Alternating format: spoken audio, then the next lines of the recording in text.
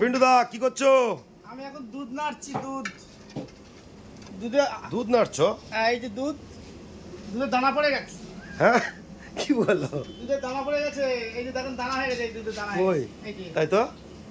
তা পিন্টু দা তোমাকে তো তোমার তো ভিডিও একটা পোস্ট করা হয়েছিল, তা দর্শকরা জানতে চাই যে তুমি যে মেয়ে দেখেছে, হ্যাঁ তা মেয়ে তো তোমার দেখা হয়ে গেছে, তা কি হবে, মেয়েটাকে দেখতে যাবে নাকি?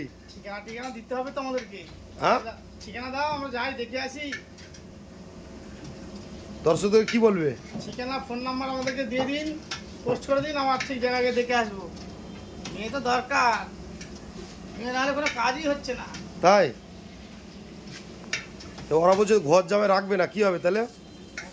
খুঁজবো, খুঁজতে একশোর মধ্যে একটা তো পাবোই। ঘর জামাই থাকবে? ঘর জমায় থাকবে। কাজকর্ম ওখানেই করবো, যা করা শ্বশুর বাড়িতেই? শ্বশুর বাড়িতে। নিজের তো ঘর বাড়ি নেই, কোথায় থাকবা? দর্শকদেরকে বলে দাও, কি বলো তোমার, বলে দাও। কচু বাগান আছে। কচু বাগানটা কি হয়েছে? কচু হয়েছে না হয়নি? কচু চাষ করা হয়েছে, কচু হবে কিনা আবার বলতে পারছি না, বৃষ্টির জলে বুঝি ডুবে যেতে পারে আবার। প্রচুর বৃষ্টি, চরকা যা পড়ছে, কচু পর্যন্ত নরম হয়ে যাচ্ছে।